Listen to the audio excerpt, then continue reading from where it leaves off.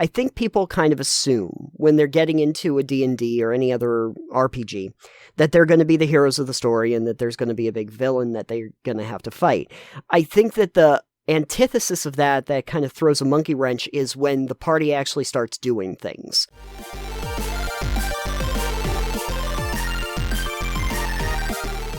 So, Alex, I got a topic for a delving deeper that I wanted to discuss with you. Let's delve into it. Yeah, we're delving. So who's Delvin? He's the evil wizard. No, he's actually part of the Thieves Guild in Riften. Oh, that's right. Right. Yeah. Well, anyway, we're going deeper than the Thieves Guild was in Riften. We're going way down. I wanted to talk to you about a phenomenon that I've seen a handful of times in games, and most recently I saw it in Plague Tale Requiem. I'll set the scene for you, because Amicia and her brother Hugo have arrived in one of these thriving towns. They're on the run from a fanatical group because it's Plague Tale.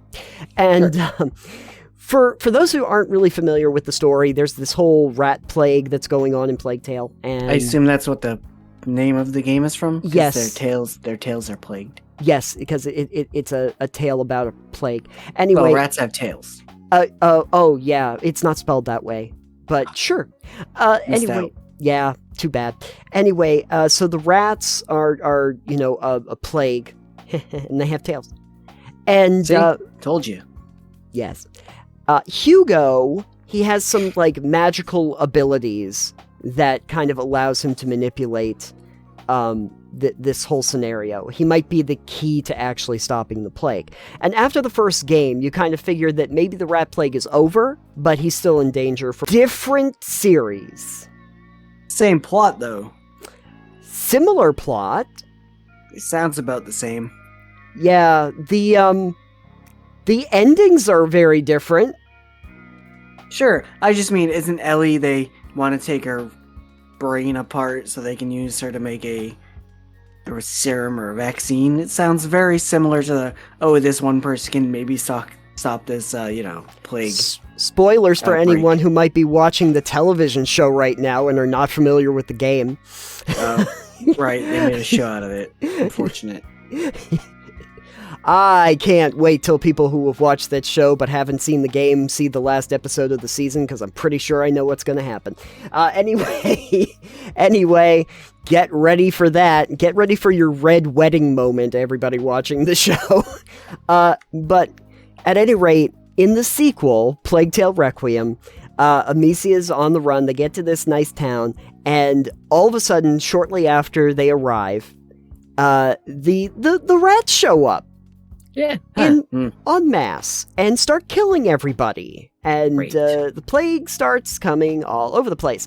And Amicia makes the very interesting conclusion that, I think we brought it here. It's following Hugo. And it got me to thinking about the Oops, I Did an Apocalypse storyline of games. Which I have encountered in a couple other games, as Shadow of the Tomb Raider, for instance. Lara Croft accidentally causes a flood at the beginning of the game that completely wipes out a city in South America. Assassin's Creed Rogue, the assassin in that game steals an artifact for the Brotherhood and ends up destroying a city in the process, and then has to figure out what to do after that. And I think that that's kind of the interesting part of this. What happens afterward inevitably becomes the protagonist trying to figure out how to deal with the problem that they created through the rest of the game and rectify it. Yeah. So that seems to have come up enough times that I wanted to discuss it, and my thoughts that I wanted to throw toward you is this the kind of thing that we might be able to utilize in a role-playing game, where the party ends up accidentally creating the apocalyptic scenario that they themselves now have to fix? Sure. I mean, I've done something similar in past D&D games where I had some time travel shenanigans. I had one group I was playing with. We're going to be doing a thing that would impact something that happened later. Okay. So essentially, they were going to be capturing elementals, Pokemon or Ghostbusters style, Cool. to give to scientists who would invariably do some experiments that caused the elemental planes to collapse. Mm-hmm. So them capturing the elementals given to this guy would then cause this guy to be able to do the thing that caused all of reality to kind of get fucked. Mm-hmm. Which I later used in a setting where the elemental, in the same game's world, where the elemental planes were collapsing. Sure. And so I had that party from a different game who had to go back in time to stop this guy from making it collapse. But it was all set up as a throughput of this one world story told between different parties in different eras. You used it as a story device, essentially. Yes. I kept thinking about the idea of the party having to rectify that maybe they are the big bad at the end of all of this. That's a fun one, too. Yeah. What if we're not the good guys? I mean, parties do have a tendency to set a lot of things on fire.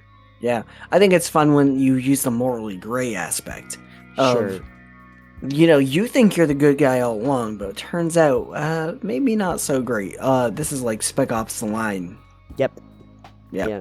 Did you? We talked about that before. Yeah. I know you got it for me. Thank you. I have not played it yet. You haven't played it yet? Okay. Well, you'll know exactly how that works, because, yeah, actually, coming to think of it, Spec Ops: The Line does ask that question pretty much throughout its entire runtime. About are we actually the good guys here, and makes you continually question it. I think, especially when you have an open world where your characters have the freedom to do things, they're probably going to make some pretty bad decisions. And it's probably a good idea to actually play off of that. You might not even need a villain in your game. Sure, if you want to look at like God of War. Sure. Yeah. Like the original ones and then the newer ones, maybe. I haven't played the newer ones, but like throughout the entire thing, what are you doing? Killing gods. Are you really the good guy here, or are you just self-serving? Well, Kratos is 100% self-serving. Oh, yeah. He's not doing it to save anybody. Yeah. He was never doing it for that. He's doing it because he's angry at the gods. Yeah. He's angry at the gods for killing his wife. So, and then he's angry at the gods for not, taking the memories away from him. Yeah, I mean, the gods screwed with him, granted, but... So he murdered them all, he does. Did we really need to murder all the gods and throw the world into chaos? I don't know. And then the Titans. And then the Titans, and then go to other pantheons and kill everybody in the pantheons and those. I will say, I did watch recently why they remade God of War 2 twice. Oh. If you saw that one come up in your feed. I don't think it's a really good video, but it was about God of War 2 and then God of War Ragnarok. Oh, okay. And the parallels and the differences and just the story and everything. It was really cool. Like, I guess in the newer God of War games, he doesn't just murder all the gods. He's kind of grown. He has a son now that he's trying to... He's got to grow up a little. He's got his, he's got a dad god vibe. Let's call it that. It's the dad god. It's the real Adonis over here. Exactly. And so, since he's grown dad god energy, that he's got to change his tactics a little bit, and that's a little bit more personal story. But Kratos is always gonna Kratos. It's kind of a thing that he does. I think people kind of assume when they're getting into a D&D or any other RPG that they're going to be the heroes of the story and that there's going to be a big villain that they're going to have to fight.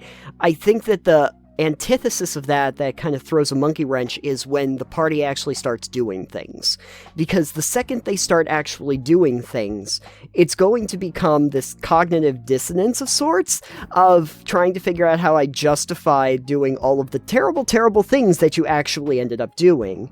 Yeah. While saying that you're the good guys. I mean, good guys, didn't you just burn down an orphanage? Literally, in my campaign where I was Rembrandt, we're the folks that are trying to stop an orc invasion, from taking over a town. In the process, though, in order to escape a town one time, we basically left the entire town on fire. I don't really know if we can consider ourselves really the good folks after all of that, Morally ambiguous. Morally ambiguous, exactly. But hey, we did escape the really creepy kids that were probably monsters that wanted to eat us. I got rid of them, but in order to actually defeat them, I did have to send a bunch of town guards in without telling them what was actually happening. Yeah. And most of them died. I'm not proud of what I did. Are you not? I think it worked. It did work. As a gamer, are you proud? Or as a character, are you proud? My character probably shouldn't be proud, but as a gamer, I thought that was a very creative way to solve that problem. I've left many a game world completely screwed through the actions of my character, and I don't necessarily think that I constituted being the bad guy, but I did kind of like the idea of starting your campaign, setting it up that your characters indeed did do the bad thing. Like, this one simple job, right? One simple job, and then we're done. It's just, we're stealing this thing, and we're done. In and out, 10 minutes. In and out, 10 minutes, easy money. Maybe what you can do is set it up as they start by doing the bad thing, and then the entire campaign is set up where they have to kind of, retroactively make the world a better place. Yeah, they have to undo what they have to atone. They have to atone, yeah. You set it up as your characters have already done the bad thing, and this is the world that they've created, and now you have to figure out a way to actually solve the problem. Set it up cyberpunk style, where you start off doing the heist, and it goes down terribly. Yep. And then you have to figure out through it afterwards. So you start out with something that you tank, and it's causing this terrible end of world scenario type thing, and you have to figure out, you have to have buy-in for that. You'd have to have the players who want to actually, instead of being like, well, fuck it, you have to have players who want to go, and characters who want to go, yeah, we should fix this. Right. They would have to be, not evil characters, as a general rule. Although it would be kind of funny if you actually had, literally a team of bad people that ended up doing a good thing, and they're known as the good guys now. And they have to figure out how to not get their reputation. Touch me. No, you can't have my autograph. What is this, a hug? Yeah, I don't want to be this. There's too... I didn't want goodwill. I like the concept of doing something like the cyberpunk, where something goes down horribly, although I would hope that it would end up better for the party than it did for V.